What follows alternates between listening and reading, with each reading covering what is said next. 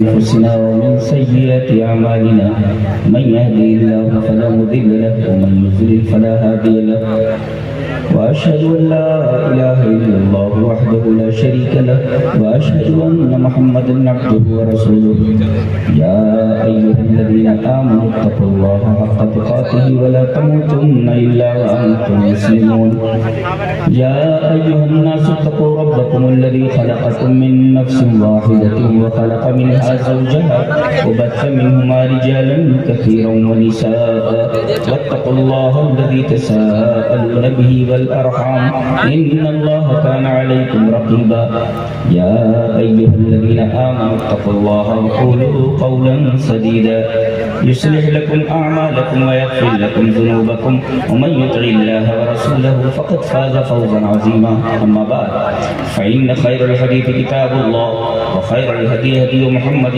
صلى الله عليه وسلم وشر الأمور محدثاتها وكل محدثة بدعة وكل بدعة ضلالة الضلالة في النار أعوذ بالله من الشيطان الرجيم بسم الله الرحمن الرحيم وما خلقت الجن والإنس إلا ليعبدون حضرات علماء کرام، محترم بزرگوں، نوجوان بھائیوں، پیارے بچوں، پردہ نشین اور آج کی گفتگو کا موضوع ہے توحید۔ تو بلا کسی تمہید کے ڈائریکٹ موضوع کے اوپر آتے ہیں۔ توحید کسے کہتے ہیں؟ What is توحید؟ توحید کہتے ہیں عدم شرک، شرک نہ ہو۔ دلیل یہ حدیث پاک وعن ابی الزبیر حدثنا جابر بن عبد الله رضی اللہ تعالی عنہ قال سمعت رسول اللہ صلی اللہ علیہ وسلم یقول من لقی اللہ لا يشرك به شيئا دخل الجنة ومن لقيه يشرك به دخل النار رواہ مسلم کی کتاب الایمان۔ حضرت امام مسلم رحمہ اللہ اس حدیث کو ایسے ہی مسلم شریف کتاب الایمان میں لائے ہیں۔ حضرت جابر بن عبداللہ فرماتے ہیں کہ میں نے نبی کریم صلی اللہ علیہ وسلم کو یہ فرماتے سنا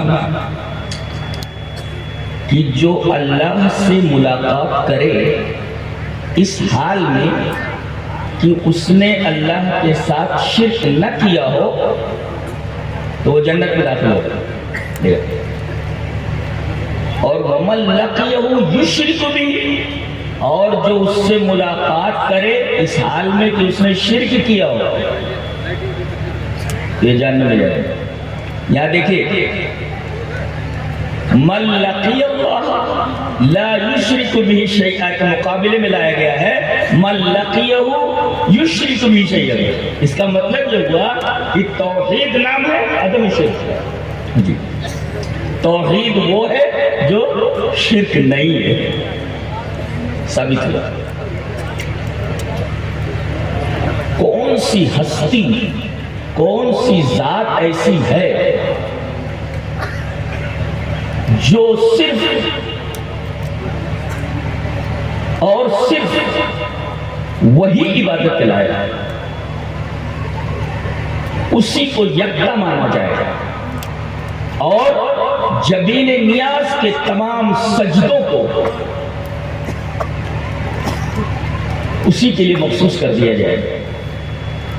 جانتے ہیں جس ہستی کے اندر دو چیزیں ہیں، ایک علم کامل اور دوسرے قدرت کاملہ، یہ دو چیزیں پائی جائیں تو وہی عبادت کے مستحق ہوتا ہے، وہی عبادت کے مستحق ہوتا ہے۔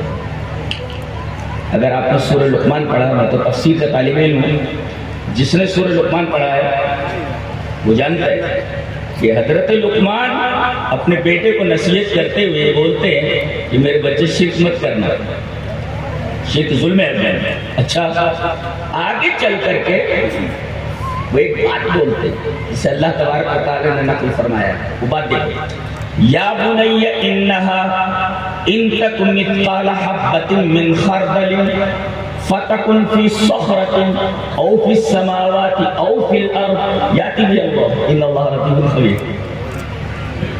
خفاء الشیء ینقسم الی اقسام. چیز جو چھپ جاتی ہے، جانتے ہیں اس کی کئی قسمیں ہوتی ہیں کہ چیز دکھائی نہیں. ایک تو من صغر ہے، چیز بہت چھوٹی ہو دکھائی نہیں دیتی. چیز بہت چھوٹی ہو اس وجہ سے انسان کی نگاہ اس چیز کو نہیں دیکھ پاتی. جیسے حبۃ من خردل، رائی کا دانہ. دیکھیے چیز چھپ گئی ہے من صغرہ، اپنے چھوٹے ہونے کی وجہ سے. ایک چیز چھوٹی ہو تو دکھائی نہیں دیتی، مخفی ہو جاتی. یا چیز من وراء حجاب، پردے کے پیچھے ہو تو دکھائی نہیں دیتی. یہ چیز ہے دس از مائی ہینڈ کرچیف. یہ دیکھیں آپ، یہ دستی ہے اور اس کے درمیان یہ میرا ہاتھ آ گیا، یہ ہاتھ حجاب. تو یہ ہینڈ کرچیف من وراء حجاب، اس وجہ سے آنکھوں کو یہ چیز دکھائی نہیں دیتی. فتکن فی الصخرۃ، چٹان میں ہو، چٹان کے اندر ہو. اب دیکھیں کوئی چیز چٹان کے اندر چلی گئی، ظاہر ہے کہ وہ من وراء حجاب، پردہ آ گیا درمیان میں. جی پتھر کو توڑو تو وہ چیز دکھائی دے گی. اس کا مطلب ہے کہ وہ چیز اس وجہ سے دکھائی نہیں دیتی کہ وہ چٹان کے اندر ہے، من وراء حجاب. تو ایک تو چیز بہت چھوٹی ہو تو دکھائی نہیں دیتی، اور ایک چیز من وراء حجاب ہو، پردے کے پیچھے ہو تو دکھائی نہیں دیتی. اور تیسرے کافی فاصلے پر ہو، او فی السماوات، آسمان کی پہنائیوں میں ہو تو دکھائی نہیں دیتی. کافی دور ہو، بلندی پر ہو اور کافی فاصلے پر ہو تو دکھائی نہیں دیتی. اور تیسرے او فی الارض، زمین کی تاریکیوں میں ہو تو چیز دکھائی نہیں دیتی ہے. یہی چار ہی قسمیں نہ دکھائی دینے کی. خفائے شے کی، شے کے مخفی ہونے کی یہی چار قسمیں ہو سکتی ہیں. چیز بہت چھوٹی ہو، من وراء حجاب ہو، آسمان کی پہنائیوں میں ہو، بلندی پر ہو، یا زمین کی تاریکیوں میں ہو. رب تعالی فرماتے ہیں کہیں بھی ہو یا تجھے اللہ اس کو لے آیا. دیکھو چیز چھوٹی ہے دیکھ رہا ہے، پردے کے پیچھے دیکھ رہا ہے، آسمان کی پہنائیوں میں دیکھ رہا ہے، زمین کی تاریکیوں میں دیکھ رہا ہے. یہ اس کا علم کامل ہے، اور اس کو وہاں سے لے آنا یہ قدرت کا ہے. تو یا بنی انہا ان تکو مثقال حبۃ من خردل فتکن فی صخرۃ او فی السماوات او فی الارض یاتی بها اللہ. تو یاتی بها اللہ یہ قدرت کاملہ ہے. باقی ساری چیزیں علم کامل سے متعلق ہیں. اس کو ایک اور آیت کریمہ سے مدلل کر لیتے ہیں. اللہ نے فرمایا وَمَا مِن دَابَّةٍ فِي الْأَرْضِ إِلَّا عَلَى اللَّهِ رِزْقُهَا. زمین میں جتنی چلنے والی چیزیں ہیں ان سب کی روزی اللہ کے اوپر ہے، اللہ کے ذمے ہے. ایک کیڑا رات کی تاریکیوں میں کسی کالے پتھر کی چٹان کے اوپر چل رہا ہے، اللہ اس تک غذا پہنچا دیتا، اس کا رزق پہنچا دیتا. اس لیے کہ اس تک رزق پہنچانا ذمہ ہے، اللہ رزق ذمہ ہے. اچھا مچھلیاں سمندر میں اتنی ہیں کہ آدمی تصور بھی نہیں کر سکتا کہ جائے ان کو شمار کر سکتا. ذہن تھک جاتا ہے، کیلکولیٹ نہیں کر سکتا. اللہ فرماتا ہے کہ سب کی روزی ہمارے ذمہ ہے. اب دیکھو روزی ان تک پہنچانا ہے، پہنچانے سے پہلے علم ہونا ضروری ہے کہ کوئی چیز کہاں ہے، ابھی نہ پہنچا سکتے. ابھی کوریئر والا آتا ہے سامان لے کر کے تو پوچھتا ہے ایڈریس کہاں ہے، وہ آدمی رہتا کدھر ہے. تو پہلے اس آدمی کو جانو کہ رہتا کہاں ہے. تو جتنی بھی چیزیں کائنات میں ہیں ان تک روزی پہنچانا ہمارے ذمہ ہے، اور پہنچانے سے پہلے ان کا علم ضروری ہے. لہذا ہم جانتے ہیں کہ وہ چیز کہاں ہے، یہ علم کامل ہے، اور چیزوں کو ان تک پہنچا دینا یہ قدرت کاملہ ہے۔ تو جو ذات علم کامل رکھے اور جو ذات قدرت کاملہ رکھے وہی عبادت کے مستحق ہو سکتی ہے، وہی عبادت کے لائق ہو سکتی ہے، اس کے علاوہ کوئی ذات قابل عبادت نہیں ہو سکتی۔ یہ ثابت ہوا۔ تو ہمارا رب علم کامل رکھتا ہے، کمپلیٹ علم اور کمپلیٹ پاور، علم کامل اور قدرت کامل۔ تو ثابت ہوا کہ اس کے علاوہ کسی کے پاس علم کامل ہے ہی نہیں، اس کے علاوہ کسی کے پاس قدرت کاملہ ہے ہی نہیں، لہذا اللہ کے علاوہ کوئی عبادت کے لیے کیسے ہو سکتا ہے؟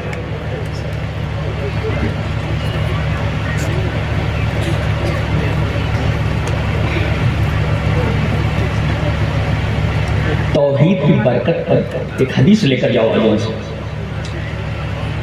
شاید آپ نے سنی ہو، علماء تو جانتے ہی ہیں، آپ کے حوالے پہلے حدیث پڑھ لیتا ہوں۔ حدیث اس طرح وان عبداللہ رضی اللہ تعالیٰ عنہ قال رسول، میری طرف متوجہ ہو جائے، یہ مکمل ہے، حدیث بہت ہی اہم ہے۔ وان عبداللہ رضی اللہ تعالیٰ عنہ قال رسول اللہ صلی اللہ علیہ وسلم انی لعارف آخر اہل النار خروجا من النار۔ کیا کوئی پرابلم ہوتا ہے؟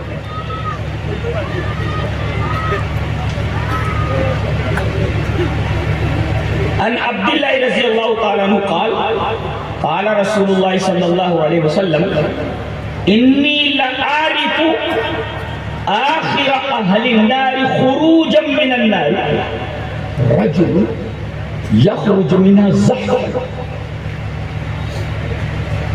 فيقال له انطلق فادخل الجنة، قال فيذهب فيدخل الجنة فيجد الناس قد أخذوا المنازل فيقال له أتعرفون الزمان الذي كنت فيه؟ فيقول نعم، فيقال له تمنى فيتمنى فيقال له لك ما تمنيت وعشرة أضعاف الدنيا، قال فيقول أتسخر بي وأنت الملك؟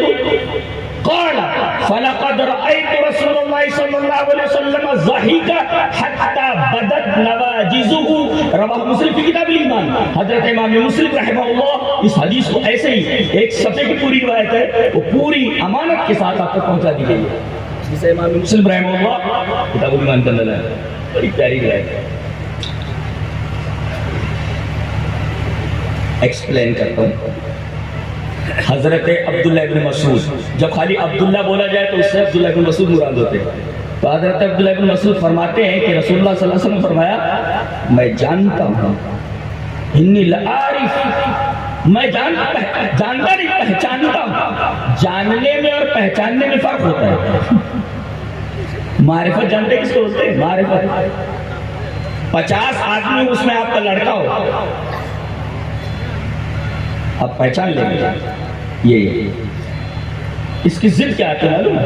عرفہ کی ضد، نکر آتی ہے، نکر فَعَرَفَهُمْ وَهُمْ لَهُ مُنْكِرُونَ۔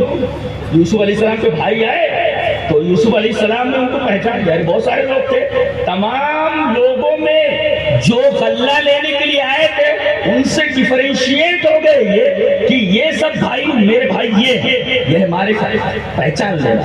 فَعَرَفَ وَهُمْ لَهُ مُنْكِرُونَ، جبکہ بھائی ان کو نہیں پہچانتے، تو معلوم یہ ہوا کہ عرفہ کی ضد نکیرہ ہوں، پہچان لینا۔ یہ تمام جہنمی ہیں، ان میں ایک کو پہچانتا ہوں کہ یہ ہے تمہارے پہچان لینا۔ میں جانتا ہوں اس آدمی کو جو سب سے آخر میں جہنم سے نکلے گا۔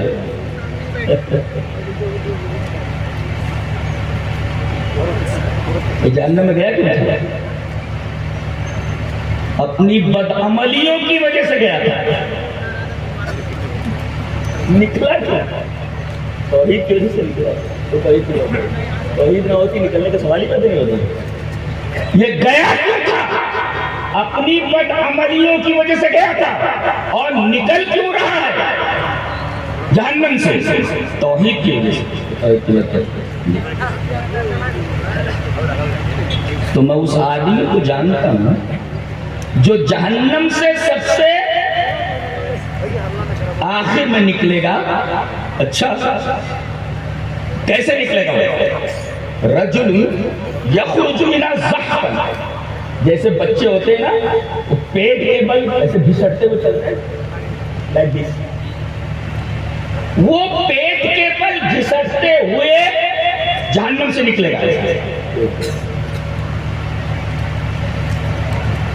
فیقال لہ، اس سے کہا جائے گا انطلق فادخل الجنہ، جا انطلق، جا جنت میں داخل ہو۔ قال، ابھی کہتے ہیں فجائے گا فیدخل الجنہ، جنت میں داخل ہو جائے گا۔ گیا، جب جنت میں پہنچا، حدیث کے الفاظ ہیں فیجد الناس، آرام سے بیٹھے، حدیث سنی، فیجد الناس قد اخذوا المنازل، وہ جب جنت میں پہنچے گا تو دیکھے گا جنت پوری کی پوری بھری ہوئی جگہ ہے ہی نہیں۔ فیجد الناس قد اخذوا المنازل، لوگوں نے جگہ لے لی، کئی جگہ ہی نہیں دکھ رہی، جگہ ہی نہیں دکھا پا۔ تو کہہ رہا ہے کہاں جاؤں، جگہ ہی نہیں ہے، پوری جنت بھری ہوئی ہے۔ کہا جائے گا اس سے تم جتنے عرصہ جہنم میں رہے ہو، معلوم ہے نا تعریف الزمان، وہ ٹائم، جتنے ٹائم تم جہنم میں رہے ہو معلوم ہے، جانتے ہو تعریف، آپ جو تعریف ہے پہچانتے ہو، وہ لمحات پہچانتے، یہ لمحہ یہ پہچانتا ہوں۔ ارے جہنم کی ہوا لگ جائے آدمی تو نہیں بھولے گا، یہاں تو برسوں کیا پتا نہیں کب تک وہ جہنم میں چلتا رہا، کہتا جانتا ہوں۔ فیقال لہ، اس سے کہا جائے گا کہ تمنا کر، آرزو کر، تجھے کیا چاہیے، تجھے کیا چاہیے، آرزو کر، تمنا کر۔ فیتمنا، وہ تمنا کرے گا مجھے یہ چاہیے، مجھے وہ چاہیے، مجھے وہ چاہیے، مجھے وہ چاہیے۔ اللہ فرماتا بس تیری تمناؤں کی حد یہی ہے، تو لکما تمنیت، تو تیرے لیے وہ تمام چیزیں ہیں جس کی تو نے آرزو کی ہے، جو تو نے ابھی مانگا ہے، جس کی تمنا کی ہے، وہ سب دے دیا گیا، اور ہماری طرف سے بونس وعشرۃ اضعاف الدنیا، دنیا کے 10 گنا وہ بھی آپ کو دیا جائے گا۔ تمنائیں پوری کر دی گئی جتنا مانگا اس نے، اور پھر دنیا کے 10 گنا، اس کو مسلم شریف کی روایت ہے، ذرا بھی نہیں ہے، حدیث ضعیف ہو یا کچھ ہو، 10 گنا دنیا کے مزید دے دیا گیا۔ اللہ فرما رہا ہے یہ بھی تجھے دیا جاتا ہے، تیری تمناؤں کے مطابق تمام چیزیں دے دی گئی، اور دنیا کے 10 گنا چیزیں بھی تجھے دے دی گئی۔ اب دیکھو اس کا ریئیکشن، دیکھو اس کا۔ قال فیقول، وہ کہے گا اتسخر بی وانت الملک، آپ تو اللہ ہے، آپ تو معبود ہے، آپ بادشاہ، آپ سے مذاق کر رہے ہیں۔ بندے کی جرات دیکھو، آپ اسے مذاق کر رہے ہیں۔ کہتے ہیں کہ اس جملے پر نبی کریم بھی کہتا ہے کہ جب یہ حدیث نبی کریم صلی اللہ علیہ وسلم نے بیان فرمائی تو میں نے دیکھا فَلَقَدْ رَأَيْتُ رَسُولَ اللَّهِ صلی اللہ علیہ وسلم ضَحِكَ حَتَّى بَدَتْ نَوَاجِذُهُ، اس کا یہ جملہ کہ اے اللہ تو بادشاہ ہے، تو مجھ سے مذاق کر رہا ہے کہ میری تمنائیں تو نے دے دی اور دنیا کے 10 گنا اور بھی دے دیا، تو مذاق تو نہیں کر رہا ہے، تو بادشاہ مذاق کر رہا ہے۔ نبی کریم صلی اللہ علیہ وسلم نے اس کا یہ قول نقل کرنے کے بعد فرمایا، راوی کہتا ہے کہ نبی کریم صلی اللہ علیہ وسلم کھلکھلا کر ہنس پڑے۔ ضحک حتی بدت نواجذ، محاورہ ہے، ضحک حتی بدت نواجذ، ہنسے یہاں تک کہ آپ کی داڑھ ظاہر ہو گئی، یعنی کھلکھلا کر ہنس پڑے۔ استدلال اس حدیث سے یہ ہے کہ گیا تھا کیوں؟ بدعمالیوں کی وجہ سے گیا تھا اور نکلا کیوں؟ توحید کی وجہ سے نکلا. یہ توحید کی برکت ہے. یعنی آدمی کے پاس اگر توحید ہے تو ایک نہ ایک دن وہ جہنم سے ضرور نکلے.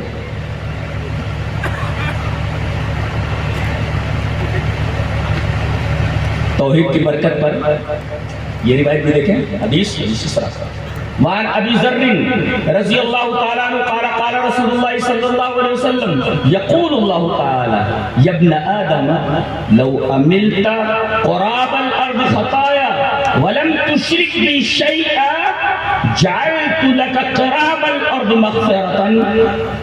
رواہ احمد کی مسندی. حضرت امام احمد بن حنبل رحمہ اللہ اس حدیث کو ایسے ہی مسند احمد کے اندر لائے. راوی حضرت ابو ذر غفاری.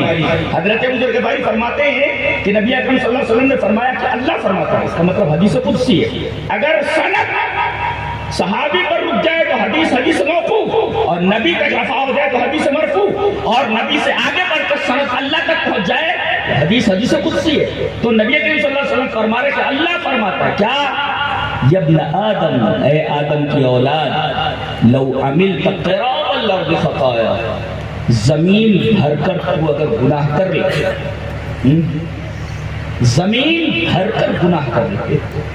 زمین چھوٹی چھوٹی تھوڑی ہے، کتنی بڑی ہے. اتنا گناہ کر لے کہ زمین بھر جائے. قراب الارض خطایا، زمین بھر کر.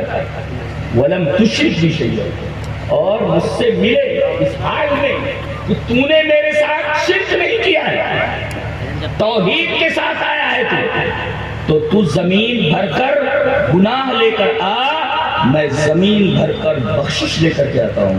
جعلت لك قراب الارض مغفرة. دیکھا آپ نے؟ اللہ اکبر. یہ ہے توحید کی عظمت اور توحید کی برکت. ایک جانب گناہوں کا انبار ہے، دنیا بھر کے گناہ ہیں، اور ایک طرف توحید ہے. توحید کا وزن دیکھو کہ ایک طرف دنیا کو رکھ دیا گیا پلڑے میں، دنیا کے تمام گناہوں کو، اور ایک طرف توحید کو رکھ دیا گیا.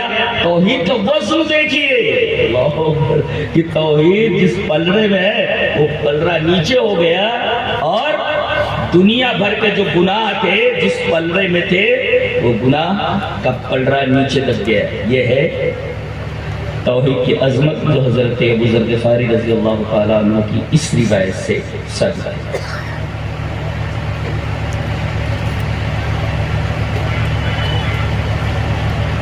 انسان کو جو پیدا کیا گیا ہے جانتے ہیں کس لیے؟ توحید کے لیے پیدا کیا گیا. جی وَمَا خَلَقْتُ الْجِنَّ وَالْإِنسَ إِلَّا لِيَعْبُدُونَ. میں نے جنوں کو اور انسانوں کو اس لیے پیدا کیا ہے تاکہ وہ میری عبادت کریں. جانتے ہیں لیعبدون کی تفسیر کیا کی گئی ہے؟ لیوحدون، تاکہ وہ میری توحید پکڑے، تاکہ وہ میری توحید اختیار کرے. اور عجیب بات تو یہ کہ ایک جگہ شکر کا لفظ آیا ہے لیکن مفسرین نے اس کی تفسیر توحید سے کی. جیسے شیطان کو جب اللہ تعالیٰ نے راندے درگاہ کیا، چل نکل یہاں سے بھاگ، تو اس نے کہا کہ تو نے اس کی وجہ سے مجھے گمراہ کیا. آدم کو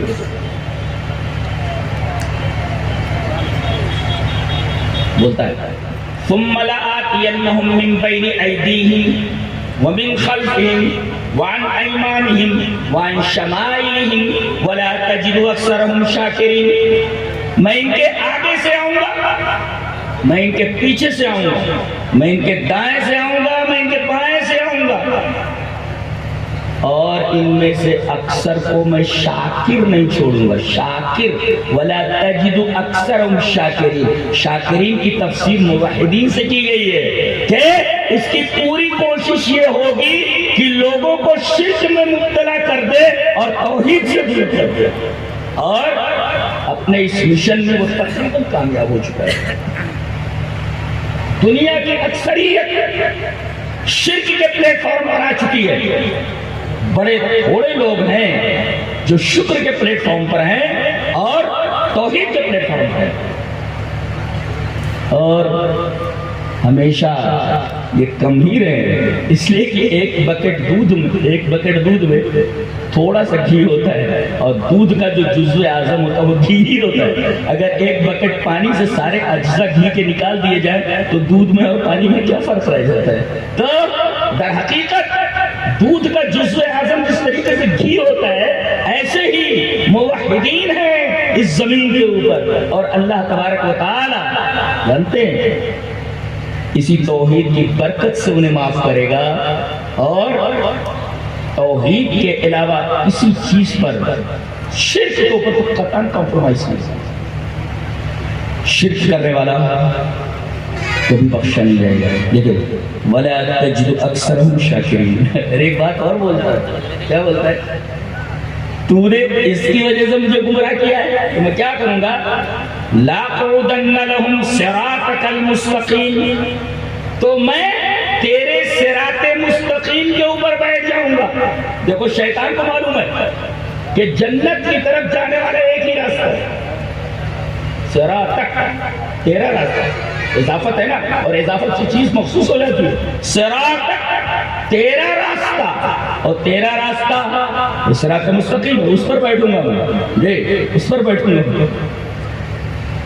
خود تو معلوم ہے کہ جنت کی طرف جانے والا راستہ ایک ہی ہے، دنیا کو پٹی کیا پڑا رکھی ہے، چار راستے جو جنت تک جاتے ہیں۔ یہ عجیب غریب فلسفہ نہیں ہے، یہ راستہ بھی جنت کی طرف جاتا ہے، یہ راستہ بھی، یہ امام کا راستہ جنت کی طرف جاتا ہے، یہ امام کا راستہ جنت کی طرف جاتا ہے، یہ جاتا ہے، وہ جاتا ہے۔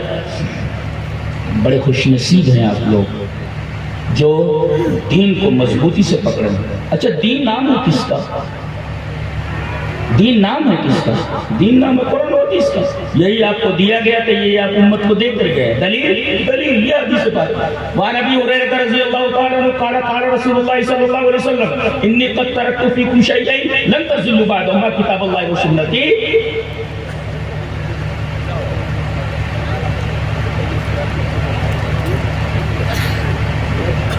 حضرت ابو ہریرہ فرماتے ہیں کہ نبی کریم صلی اللہ علیہ وسلم نے فرمایا کہ میں نے تمہارے درمیان دو چیزیں چھوڑ دی ہیں، ان کو مضبوطی سے پکڑے رہو گے ابھی گمراہ نہیں ہوگے، اللہ کی کتاب اور میری سنت، اور یہ دونوں ایک وَلَن يَتَفَرَّقَا، آخری ٹکڑا حدیث کا، وَلَن يَتَفَرَّقَا حَتَّى يَرِدَ عَلَيْهِ الْحَوْضُ، رواہ الحاکم فی المستدرک فی کتاب لی۔ حضرت امام حاکم رحمہ اللہ اس حدیث کو ایسے ہی مستدرک کتاب العلم کے اندر لائے۔ یہ دونوں ایک دوسرے سے جدا نہیں ہو سکتے، جی قرآن اور حدیث، انہی کا نام دین ہے، دین۔ اور ایک عجیب بات بتاؤں، امام ابن قیم رحمہ اللہ نے ایک اچھی خوشخبری دی ہے ہم لوگوں کو۔ چلیے مختصر الصواعق المرسلہ کے اندر ان کی جو عبارت ہے وہ ہم پیش کر دیتے ہیں۔ کہتے ہیں کل احد یعلم ان اصحاب الحدیث اصدق الطوائف كما قال عبد الله بن المبارك وجدت الدين لأهل الحديث والكلام للمعتزلة والكذب للرافضة والحيل لأصحاب الرأي۔ اللہ، کتنی اچھی بات کہی ہے حضرت امام ابن قیم رحمہ اللہ، ابن تیمیہ کے شاگرد ہیں، بہت بڑے عالم ہیں، فرماتے ہیں کہ اصحاب الحدیث، اہل الحدیث، یہ تمام فرقوں میں سب سے سچا فرقہ ہے، اصدق الطوائف، سب سے سچا فرقہ ہے۔ اور پھر کہتے ہیں جیسا کہ عبداللہ ابن مبارک نے کہا، کیا وجدت الدین لأہل الحدیث، میں نے دین کو اہل الحدیث کے پاس پایا۔ دین کہاں ہے؟ اہل حدیث کے پاس۔ یہ اتنا بڑا امام بول رہا ہے، معمولی آدمی تھوڑی ہے۔ وجدت الدین لأہل الحدیث، دین کہاں میں نے پایا؟ اہل الحدیث کے پاس پایا۔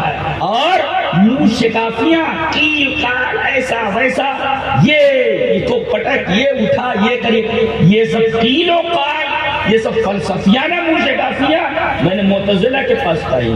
اور والکذب للرافضہ، اور سب سے بڑا جھوٹا اگر کوئی ہے اس روئے زمین پر تو رافضی، پوری فلسطین کی ایسی تیسی کر کے رکھ دیا، اور کہتے ہیں کہ 11 بہنوں کا یہ اکیلا بھائی ہے۔ ان نارائقوں کو اب تک سمجھ میں نہیں آتا یہ ہے کون، یہ ہے فلسطین کو جو حضرت عمر نے فتح کیا ہے تو حضرت عمر کے تو دشمن ہی ہے، دشمن ہی ہے، سنیوں کے دشمن ہی ہے. یہ جو کچھ بولتے ہیں جھوٹی بولتے ہیں. والکذب، روئے زمین کے اوپر ان سے زیادہ جھوٹا کوئی ہے ہی نہیں. والکذب للرافضہ، پوری دنیا سے یہ جھوٹ بولتے ہیں کسی بھی طریقے سے، تقیہ کی شکل میں ہو یا کسی اور شکل میں. سب سے بڑے جھوٹے روئے زمین کے اوپر بدترین مخلوق یہی ہے. والکذب للرافضہ، جھوٹ میں نے رافضیوں کے پاس پایا ہے. والحیل لاصحاب الرائے، اور اصحاب الرائے کے پاس جو قیاس لڑاتے ہیں ان کے پاس میں نہیں. ہیلے بہت دیکھے، ہیلے ان کے پاس، ہیلے کے پاس. چلیے اس بات کو المدخل للسنن الکبری البیہقی، بیہقی کی جو المدخل الی السنن الکبری ہے، اس کے اندر ایک روایت ہے حضرت عمر بن الخطاب سے. چلیے پڑھ لیتے ہیں اس کو تاکہ یہ بات مدلل ہو جائے.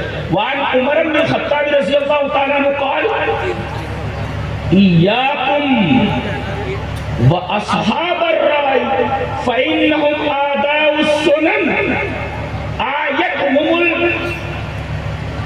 احادیث ان یحفظوها فقالوا بالرائے فضلوا واضلوا.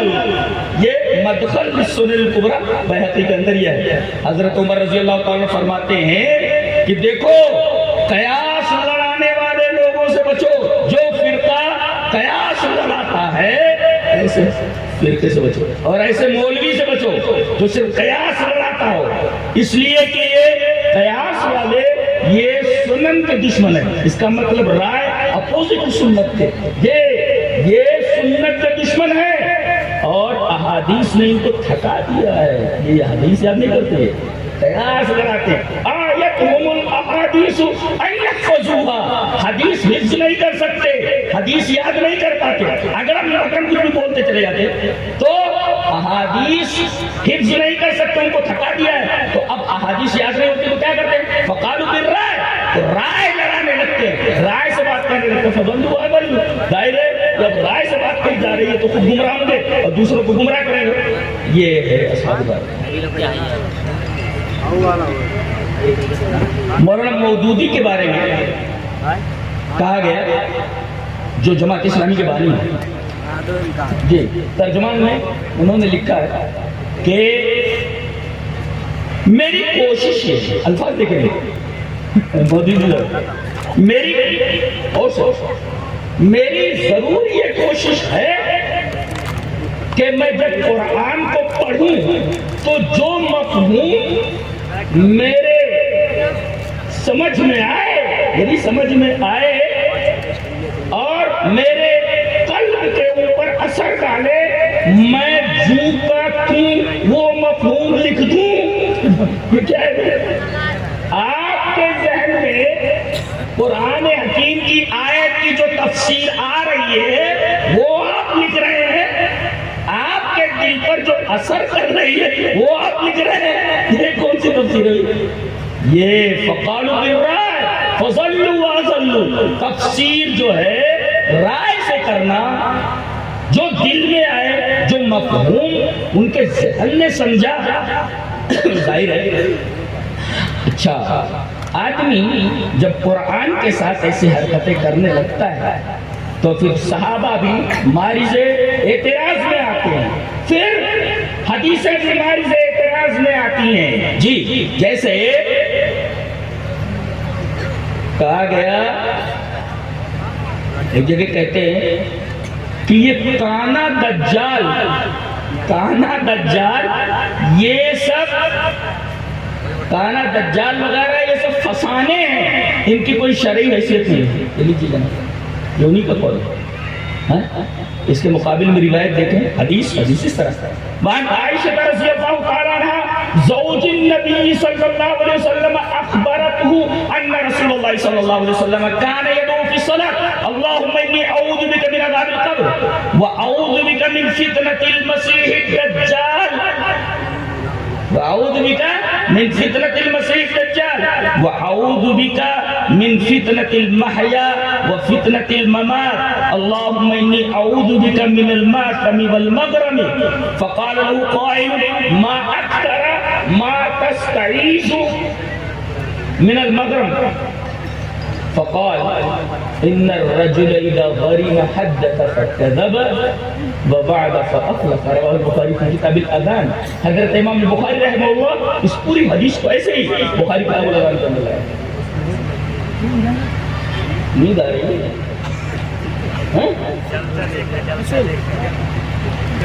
اور دمہ لے رہے ہیں.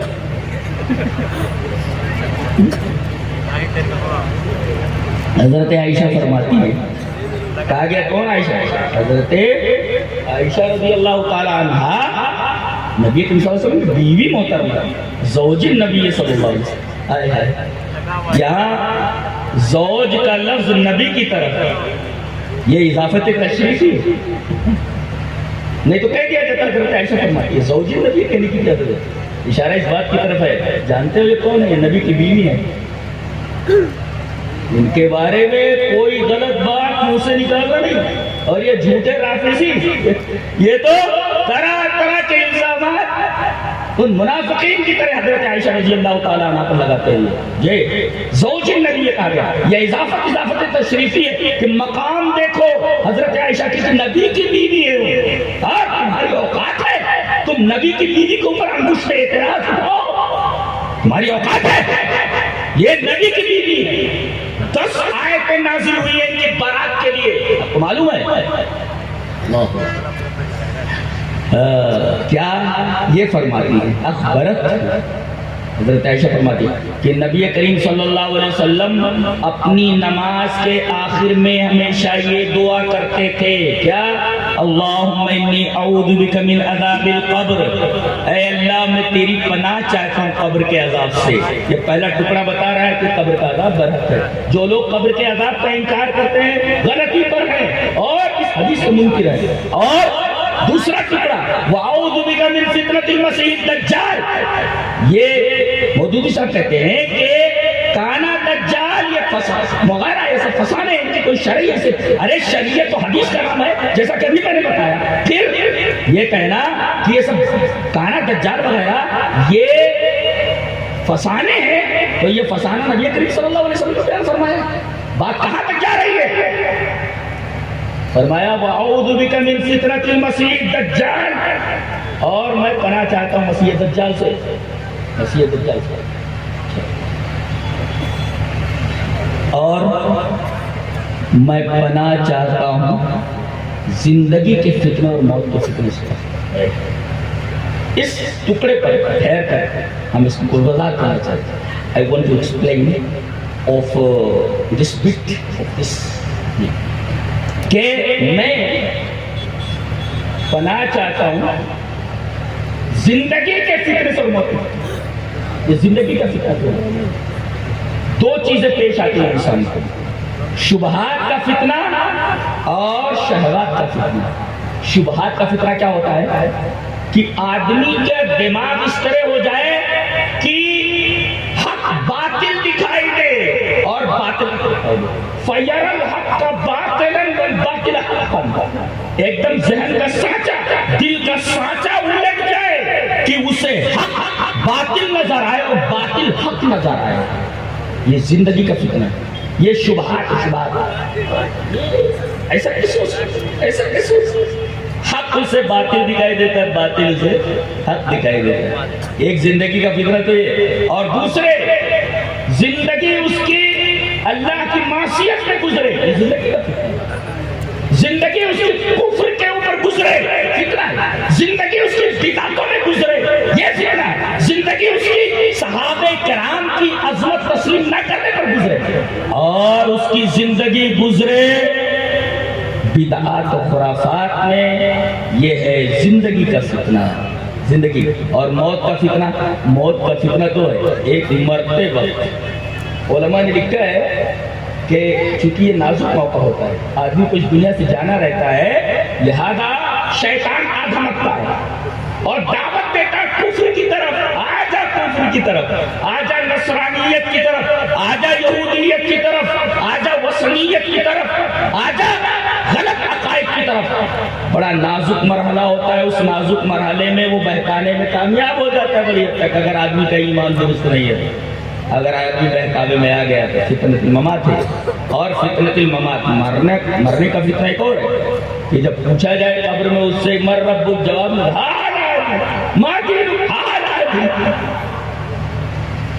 من هذا الذي بعث فيكم، یہ کون ہے جو تمہارے درمیان بھیجا گیا، یعنی نبی، یہ ہے موت کا فتنہ۔ اور اس کے بعد نبی کریم صلی اللہ علیہ وسلم نے ارشاد فرمایا کہ میں پناہ چاہتا ہوں قرض سے۔ یہاں آدمی کسی کے ہاتھ میں پیسہ دے تو بھول جائے، قرض جلدی ادا نہیں کرتا ہے۔ نبی کریم صلی اللہ علیہ وسلم کوئی آدمی مر جاتے تو پوچھتے تھے یہ مفروض تو نہیں ہے، اگر پتہ چلتا ہے کہ یہ قرض دار ہے اس کی نماز جنازہ نہیں پڑھتے، آپ فرماتے جاؤ تم پڑھ لو، میں نہیں پڑھتا جی۔ تو میں پناہ چاہتا ہوں قرض سے اور گناہ سے۔ ایک کہنے والے نے کہا فقال لو قائل ما اکثر ما تستعیذ من المغرم، آپ قرض سے بہت زیادہ پناہ چاہتے ہیں اللہ کی، کیا بات ہے، یہ وجہ کیا ہے؟ نبی کریم صلی اللہ علیہ وسلم فرمایا ان الرجل اذا غریم، آدمی جب قرضدار ہوتا ہے فحدث فقد، جب بولتا ہے تو جھوٹ بولتا ہے، وعد فاخلف، وعدہ کرتا ہے تو اس کے خلاف ہوتی ہے۔ یہ قرض بہت ارے دے دوں گا، کل آنا کر دے دوں گا، چپل گھسوا کے نہیں دیتا تو وعدہ فاخلف۔ اس وجہ سے آپ صلی اللہ علیہ وسلم قرض سے اللہ کی بہت زیادہ پناہ چاہتے تھے جی۔ تو ایک چیز تو یہ، اچھا ایک جگہ حضرت لکھتے ہیں کہ رسول خدا کے سوا کوئی معیار حق نہیں، اور رسول خدا کے علاوہ کوئی تنقید سے بالا تر نہیں۔ راستہ کھل گیا، صحابہ کرام کو تنقید کرو جی، صحابہ کرام معیار حق نہیں ہے، قرآن بولتا ہے فَإِنْ آمَنُوا بِمِثْلِ مَا آمَنْتُمْ بِهِ فَقَدِ اهْتَدَوْا، اگر اس طرح یہ ایمان لائے جس طرح میرے رسول کے صحابہ ایمان لائے تو یہ ہدایت کیا گویا رسول اللہ صلی اللہ علیہ وسلم کے صحابہ یہ معیار حق ہے، اور یہ حضرت کہتے ہیں کہ معیار حق نہیں ہے، اور ان کے اوپر تنقید نہیں کر سکتے۔ نبی نے منع فرمایا کہ میرے صحابہ کو برا بھلا مت، تو یہ کہتے ہیں تنقید سے بالا کر رہی ہے تو تنقید کرو، تنقید کیوں نہ تنقید؟ عثمان ایسے ہیں تو انہوں نے ایسے کیا، انہوں نے ایسے کیا۔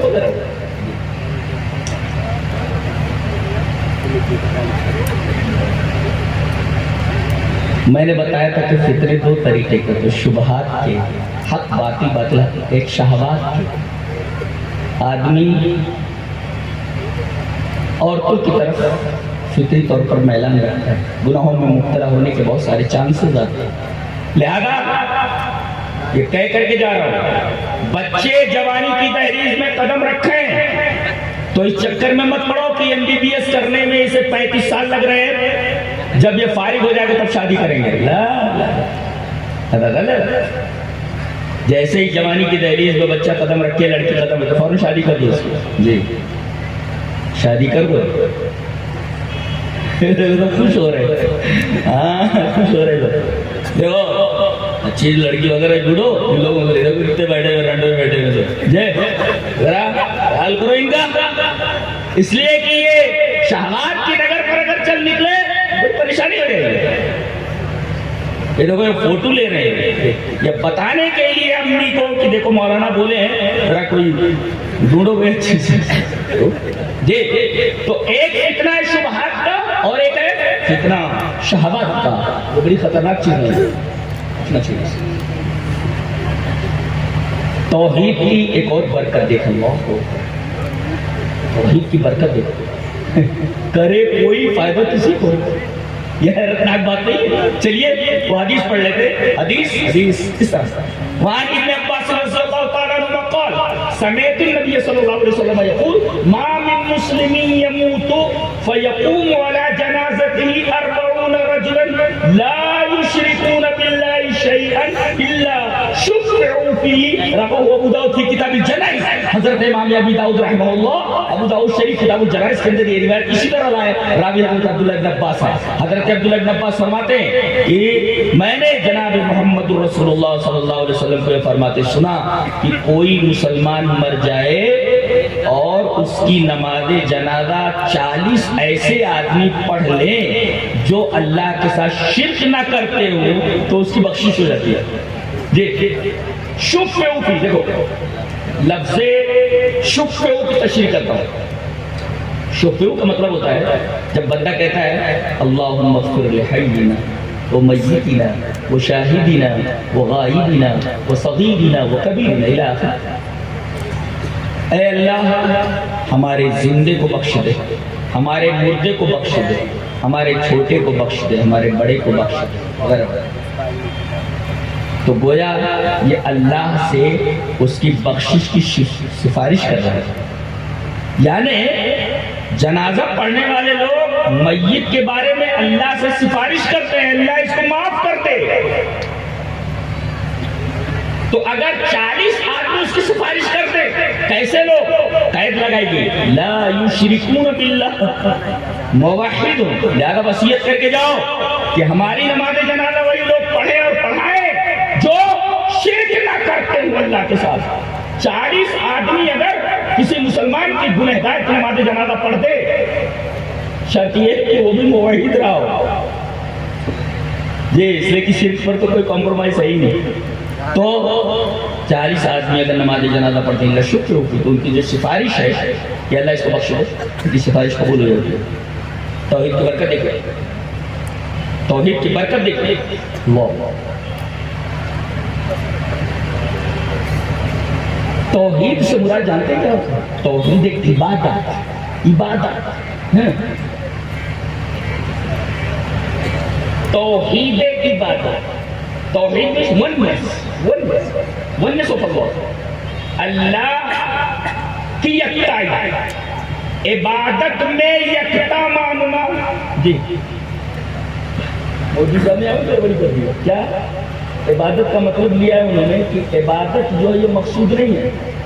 عبادت کا مقصود ہے اقامت الدولت اسلامیہ، یہ اسلامی حکومت قائم کرنا، یہ مقصود ہے. اچھا چلیے اس بات کا رد کرتے ہیں حدیث سے. ابھی رک جائیے اسی دن جو ہم نے پڑھا ہے وہ حدیث دیکھتے ہیں. حدیث اس طرح وعن ابی سعید الخدری رضی اللہ تعالی عنہ ان رجلا اتى النبي صلی اللہ علیہ وسلم فقال ای الناس افضل، ای الناس افضل قال.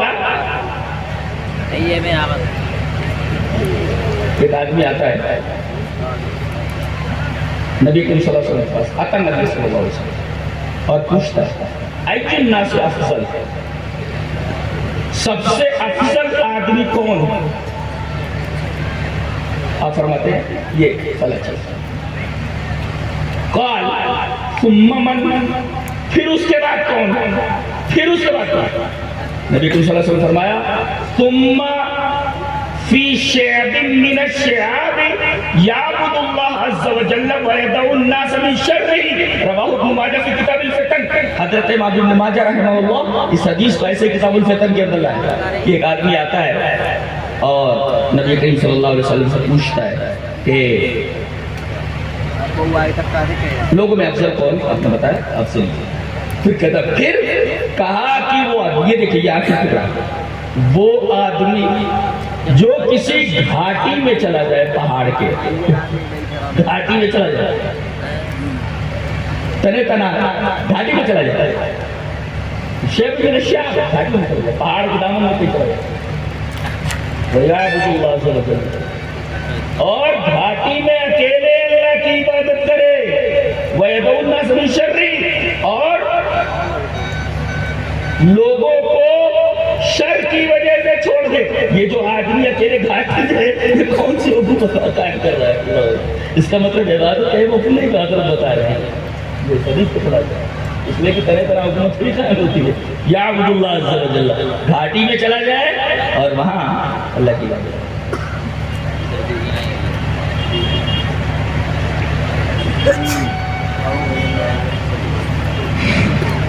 توحید کی برکت آپ دیکھیں،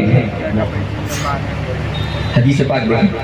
حدیث وعن عائشہ رضی اللہ تعالی عنہا ان النبی صلی اللہ علیہ وسلم بعث رجلا على سریة وكان يقرأ لأصحابه في صلاته فيختم بقل هو الله أحد. فلما رجعوا ذكروا ذلك للنبي صلى الله عليه وسلم فقال صلوا ليش يسألوا ذلك فسألوه فقال لأنها صفة الرحمن وأنا أحب أن أقرأ بها فقال النبی صلی اللہ علیہ وسلم اخبروه ان اللہ یحبہ رواه البخاری فی کتاب التوحید. حضرت امام بخاری رحمہ اللہ اس حدیث کو ایسے ہی کتاب التوحید کے اندر لائے. راویہ نبی کریم صلی اللہ علیہ وسلم کی پیاری بیوی حضرت عائشہ رضی اللہ تعالیٰ عنہ. حضرت عائشہ رضی اللہ تعالیٰ عنہ فرماتی ہیں کہ ایک دفعہ نبی کریم صلی اللہ علیہ وسلم نے ایک سریہ بھیجا. سریہ کس کو کہتے ہیں؟ ما فوق المئہ. اتنے فوجی ہیں جو 100 کے اوپر اور ما دون المئہ بالباس باس رجلا علی سریہ. ایک سریہ بھیجا. سریہ میں کتنے افراد ہوتے ہیں؟ 100 کے اوپر اور 100 کے نیچے ہوں تو اس لشکر کو کیا بولتے ہیں؟ باس. تو حضرت عائشہ فرماتی ہے کہ رسول اللہ صلی اللہ علیہ وسلم نے ایک سریہ بھیجا یعنی 100 سے زائد لوگ. اب یہ کیا کرتے تھے حضرت؟ نماز کون پڑھاتا ہے؟ وہ جو کمانڈر ان چیف تھے وہ. لہذا بہتر یہ ہے کہ مسجد کا متولی جو نماز وہی پڑھائے گا. جی تو سورہ فاتحہ پڑھنا نہیں آتا تو مسجد کا متولی ہے سورہ فاتحہ پڑھنا نہیں آتا جی تو نماز ہی پڑھاتا. اچھا جب نماز پڑھاتے تو ہر رکعت میں سورہ فاتحہ کے بعد کوئی بھی سورہ پڑھتے قل ہو اللہ گھسا دیتے. قل ہو اللہ ضرور پڑھتے. جیسے الحمد شریف پڑھ لی, الحمد شریف پڑھنے کے بعد کوئی سورہ پڑھے تو قل ہو اللہ احد اللہ الصمد. پیچھے جتنے فوجی تھے انہوں نے تو اس وقت کچھ نہیں کہا. واپس لوٹے تو جا کر نبی کریم صلی اللہ علیہ وسلم کے پاس پوچھا. 2 باتیں معلوم ہیں. ایک یہ کہ کوئی بھی مسئلہ تمہارے سامنے آئے تو پہلے آستین میں چڑھاؤ. کوئی آ کر بولے ارے تمہارے بارے میں یہ کہا دیکھ لیتا ہوں اس کو. ارے بھائی دیکھنے سے پہلے تفتیش حال تو کر لے اس نے کیا کہا ہے. دیکھو ان لوگوں نے ایک بات دیکھی کہ وہ ہر رکعت میں قل ہو اللہ پڑھتے ہیں. وہاں اختلاف نہیں کیا انہوں نے. جی آ کر کے انہوں نے نبی کریم صلی اللہ علیہ وسلم سے پوچھا. 2 باتیں معلوم ہیں. ایک بات تو یہ کہ بات کوئی کان تک آئے تو فوراً ایکشن مطلب بات کو تحقیق کر لیا کرو. میں کہتا ہوں حدیث کے اس ٹکڑے پر اگر معاشرے میں کوئی عمل کر لے تو معاشرے کے اندر سے بہت ساری لڑائیاں ختم ہو جائیں, جھگڑے ختم ہو جائیں. کوئی آ کر کے کان پھونک دیتا دیکھ لیتا ہوں بھائی تفتیش حال تو کر لے. انہوں نے آ کر کے نبی کریم صلی اللہ علیہ وسلم سے کہا کہ اللہ کے رسول یہ ہر رکعت میں قل اللہ پڑھتے ہیں. اچھا دوسری بات یہ معلوم ہے کہ جب بھی کوئی دینی مسئلہ ہو تو اس کا حل صرف اور صرف قرآن اور حدیث کے پاس ہے. دیکھیے انہوں نے کسی نے پوچھا نہیں, ڈائریکٹ رسول سے پوچھا. لہذا کوئی بھی مسئلہ اگر سامنے آئے شریعت کا تو دیکھا جائے کہ قرآن کیا کہتا ہے, دیکھا جائے حدیث کیا کہتی ہے. یہ ڈائریکٹ نبی کے پاس پہنچا کہ نبی اس مسئلے کا حل بیان فرمائیں گے. نبی نے کہا انہی سے جا کر پوچھو ویسا کیوں کرتے. سلو یہی شہید سمجھاری ویسا کیوں کرتے ہر رکعت میں سورہ فاتحہ سورہ اخلاص. تو انہوں نے آ کر پوچھا حضرت وہ جو آپ ہر رکعت میں سورہ اخلاص پڑھتے تھے ہم لوگوں نے تو اس وقت کچھ کہا نہیں. ہم نبی کے پاس گئے اور یہ بات نبی کے سامنے رکھی. نبی نے کہا کہ آپ سے پوچھا جائے کہ آپ ایسا کیوں کرتے ہیں. جانتے ہیں انہوں نے کیا کہا؟ لِأَنَّهَا صِفَةُ الرَّحْمَانِ, کیونکہ یہ سورہ اخلاص قل هو اللہ احد یہ رحمان کی صفت ہے. وَأَنَا أُحِبُّ أَنْ أَقْرَأَ بِهَا, میں اللہ کی صفت سے پیار کرتا ہوں, محبت کرتا ہوں, اس وجہ سے پڑھ رہا ہوں. آ کر کے بتایا کہ اللہ کے رسول تو کہہ رہے کہ ہمیں سورہ اخلاص سے پیار ہے اس لیے کہ رحمان کی صفت ہے, توحید کا بیان ہے. نبی کریم صلی اللہ علیہ وسلم نے فرمایا ان سے جا کر بول دو کہ اللہ بھی ان سے محبت کرتا ہے. اخبرو ان اللہ یحبہ. دیکھیے توحید کا بیان سورہ اخلاص میں ہے. انہیں سورہ اخلاص سے محبت ہے, توحید سے محبت ہے. نبی نے فرمایا جا کر ان سے کہہ دو کہ اگر وہ توحید کی سورہ اخلاص سے محبت کرتے تو خبر دے دو ان کو کہ اللہ بھی ان سے محبت کرتا ہے. سورہ اخلاص سے محبت, توحید سے محبت, اللہ سے محبت ہمارا دیا.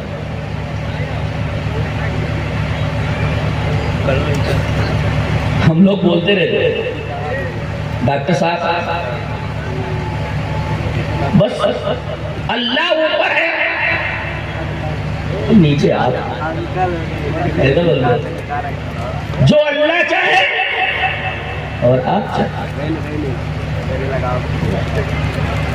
جو آپ چاہو اور اللہ چاہے، یہ خطرناک بات ہے۔